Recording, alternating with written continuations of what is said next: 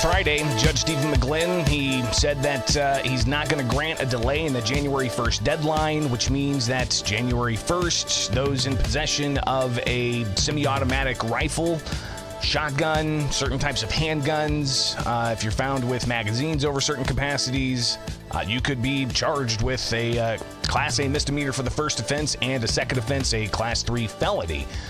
So you've got that obviously is going to be kicking in. But while Judge Stephen McGlynn did deny the federal firearms licensees of Illinois Friday, looking to delay that deadline, he was busy elsewhere. So we'll take a look at this here. Of course, if you follow me with the Center Square, my full-time gig, it has me covering things happening within Illinois, and the Illinois State House and state government impacts taxpayers.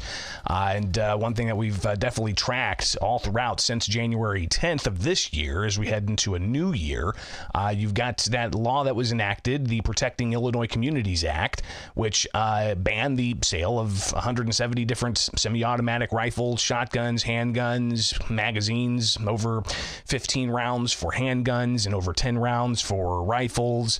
And it also had a registry component to it. So that past January 10th, you had lawsuits all over the place. And we've tracked this, right? We've tracked all of the preliminary actions all the way up to the U.S. Supreme Court with multiple cases. And those multiple cases still pending when it comes to the merits. And we've seen now different ways of which these various cases are going to go. But all of the challenges so far have touched on the Second Amendment that went through the appeals process all the way to the U.S. Supreme Court on preliminary grounds, not on the merits.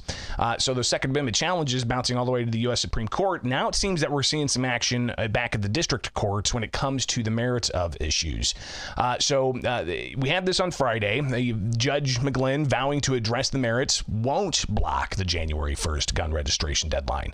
And you can go through and you can actually, if you follow me at X Bishop on Air, you'll get the link to this.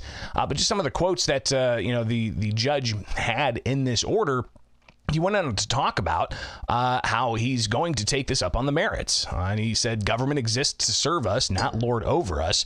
The Constitution places limits on government's power while guaranteeing freedom and liberty to the people. The Second Amendment guarantee is fundamental and belongs to the citizens. The Second Amendment acknowledges the rights of the people, not a license to be issued or denied by the government as it sees fit. He talked about how he endeavored to faithfully apply previous U.S. Supreme Court precedent on the issue and any entreaties to ignore, erode, or infringe the constitutional rights of the people will not gain traction in this court. So that was, of course, on Friday. He issues that ruling denying the delay in January 1st deadline, but saying that he doesn't want any more preliminary actions. He wants to get to the merits of this. So while we looked at that on Friday, and again, I was supposed to be off Friday, but I still got that story out for you because it was important. A lot of people waiting to see what happens with the January 1st deadline. So far, it looks like the January 1st deadline is going to be in place. And there's not much that I see, at least as far as and how closely I've been tracking this. There's nothing that's going to essentially block that except for possibly, I don't know. I guess it's a possibility. The governor could issue an executive order to delay things. But that's just, again, you look at all the different types of things there are on the table for actions that could be taken. You've got the judiciary. Lots been had there. It's gone all the way up to the U.S. Supreme Court even with a couple of cases and no action on a preliminary basis to block that January 1st deadline. In the lower courts as well, not willing to go that far. What are the other options? Well, the executive branch can do some options like either have the executive do an executive order saying that we're not going to be able to implement this yet, or however they want to, possibly do that. Just looking at the whatever options there are. But then that means the January 1st deadline is going to hit. It's coming up. I mean, we've got Monday is New Year's Day. So that's happening, and how that's going to be enforced, that'll be interesting to see. That's one thing that McGlynn seemed to hint at his order on Friday, was seeing how this ultimately gets enforced. But here we have also, I want to make sure that we pull this up. This is the docket for, and just to double check my notes that I've got this correct as well, as we do live to tape here every weekday morning. Hopefully you do subscribe and hit that notification bell, so while you're sipping on your coffee in the morning, You can keep updated with what's going on because it's not just litigation against the gun and ban. It's also a lot of things that are happening at the Illinois State House, which in a couple of weeks, they're going to be pretty busy. But anyways, in the Barnett case, so we've talked a lot about, different cases and how they are all consolidated. Well, you've got the Barnett case here that has some action in it from last week. And I do want to kind of zoom down to this so that we can look at the latest docket entries in the Barnett case, which, again, was where a lot of these cases all kind of consolidated. You had Jeremy Langley, one of the Langley plaintiffs, different plaintiffs in this group in the Southern District of Illinois.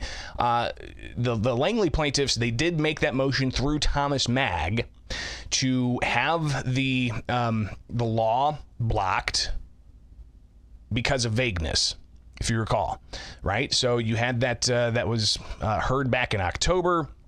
And the motion to have this blocked, they held that hearing, and then you had the order being denied. All right, so the motion for partial summary judgment was denied. And that was earlier this month, and we covered this. And this is, again, from attorney Thomas Mag. So while that happened, you had days later, Judge Stephen McGlynn then also deny the Federal Firearms Licensees of Illinois challenge, trying to delay the January 1st deadline. That kicked in. But back to the Langley case. I didn't track this last week, but you had the Langley plaintiffs motion for summary judgment on Fifth Amendment issues. So this is where you've got the, and that's taking like 6 minutes to get to the punchline here, but this is the latest, right? It's a motion for summary judgment against the law based on Fifth Amendment issues. So obviously we're going to see more on this, because if you look further into the docket, you had that motion for summary judgment on Fifth Amendment issues, and we've talked to attorney Thomas Mag about this. Maybe I'll have to get him back on to discuss further about the Fifth Amendment issues. That was filed for summary judgment, meaning it would be final action on the merits, right? So we're starting to see, again, how we're going to get into the merits here pretty quick.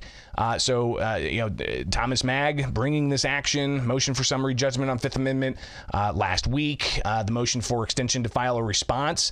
That was a motion from the state, all right? So they want to see if they can delay getting a response in. The order for the motion to dismiss in the federal firearms licensee case was logged here in this, because we're in a consolidated case log here, right? So the order from Friday was entered here, granting federal firearms licensees defense motion to dismiss. All right, so that's just logged in here, that the state's motion to dismiss the FFL of IL case, trying to delay that, was granted. So it's not, the January 1st deadline is still there. But also on the 22nd, all right, Langley plaintiff's motion for discovery and scheduling conference was granted. So what we're going to see here is a scheduling conference. So the scheduling conference seems to be set here. I'm looking, Judge Stephen McGlynn, this entry, it just gives the date it was entered. Then also on Friday, here's an order setting the status scheduling conference via Zoom on January 4th, 1:30. So it's going to be a status. The parties should be prepared to discuss scheduling issues and timeline for discovery. These are steps when you get to the dealing with the merits, right? Dealing with the question on final issues. So the status, just setting it up here for the 4th of January. So you've got that. Now a motion to reset that date was filed for January 5th or January 8th or 12th. So they're looking to possibly get some kind of status update in the new year rapidly within that first or second week of January. So that's going to happen. We'll be tracking that. Again, like, subscribe, notify. We'll keep you updated on the latest here, because it looks like the federal judge in the Southern District is indeed moving forward with addressing the merits on this. But you've also got the Bevis plaintiffs. And if you recall, they went all the way to the U.S. Supreme Court, but all that was on preliminary grounds. But when we talked with Hannah Hill from the National Association for Gun Rights, she spelled out that you've got this question that's still going to be in front of the justices of the U.S. Supreme Court sooner rather than later, because you had the Seventh Circuit U.S. Court of Appeals in the Bevis case, and really all the consolidated cases. And this is really, I think, why the Southern District of Illinois Judge Stephen McGlynn is wanting to get to the merits, because, well, the Seventh Circuit, they've kind of shown that they're not really going to take these preliminary actions. So there we go with the merits. But the Beavis case, Hannah Hill says that they are likely preparing a filing to the U.S. Supreme Court. Our cert appeal is due 90 days from the denial of en banc review at the Seventh Circuit. 90 days, that's going to put us about in the about in the second week of March. And obviously our lawyer is going to take the time to get it right, but we are anxious to file it as soon as possible. So again, that's Hannah Hill from the National Association for Gun Rights. When she was talking with me, was that last week or the week before? My gosh, how time is flying. But clearly, we're not done with this. Yes, the January 1st deadline seems to be ready to kick in, but the challenges against this on the merits are not done.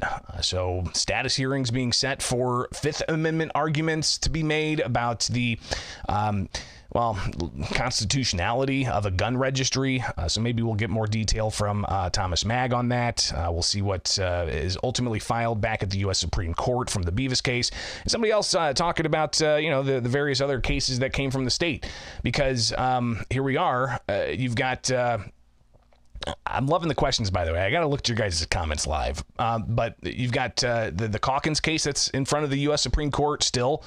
Even though a motion for immediate action was not granted, they did forward the Calkins case to the court, the U.S. Supreme Court, so that's still pending. But you've got Thomas DeVore's case as well. He is going to be in front of a state-level judge to look at possibly reinstating his cases, which he's going to argue that were improperly dismissed after the Illinois Supreme Court in the Calkins case decided in favor of the state. So you've got that at play too on the state level cases. So listen, there's a lot going on here. The January 1st deadline going to be effective, but the court challenges continue. And here's Governor J.B. Pritzker. I haven't played this. I've been meaning to get to this, but I think it more or less, it's not about the gun issue, but more about the political difference issues that there are and how, when there are political differences, sometimes you hash them out in elections. But is this a political difference issue or is this a constitutional rights issue? Because this comment the governor made is not about the gun issue. This comment that he made earlier this month or late last month, I'll have to check the date on this again, but he essentially is referring to that case that had pro-life groups sue the state for a law that allowed the state to go after pregnancy crisis centers that didn't offer abortion. And state law allowed for the Illinois Attorney General to treat the speech of pro-life pregnancy centers different than the speech of pro-choice pregnancy centers. So ultimately, it was about a free speech issue, and that was the argument that was ultimately made. And you had the judge in that case say something to the effect, and it's on one of the T-shirts you can actually buy at the Bishop on Air store. It said that the law is stupid and very likely unconstitutional. That's a quote that a judge gave in that case. So the outcome of that case was that the Attorney General is not going to enforce it. So they ultimately just said, no, we're not going to enforce this law. But this is what Governor J.B. Pritzker's reaction was to the news that law he signed to treat the speech of one group different than the speech of another group, a question of constitutional speech rights being dealt with in the courts in an amicable way. Well, this is the governor's response to that. No, what I can tell you is that the people who are on the losing end of a vote in the legislature often decide that their recourse is to take this thing to court because that they didn't win in the battleground of the legislature, and so that's been their choice to do that. They've done that on quite a lot of things that the vast majority of which we have won on, those of us who have advocated for a law, and occasionally a decision is made. This was not a decision, by the way, against the state. This was a decision made by the Attorney General simply to fall back on the existing law because it does what's necessary. Again, a law that Governor J.B. Pritzker signed, and that was the abortion issue, but a free speech question in the long run in the courts. Here on the Second Amendment issue, the governor said similar things, while those who lose the ballot box tend to take things to court. I guess that's why we have the three branches of government. Executive, legislative, judicial. All right, so long story short, there's a lot more to come when it comes to litigation against the state's gun and magazine ban. Like, subscribe, follow, click that notification bell. Here I am, live. Thursday, no, it's Wednesday morning. It's still a short week, though. We've got the New Year's just around the corner. Appreciate you guys hanging out and being part of the program.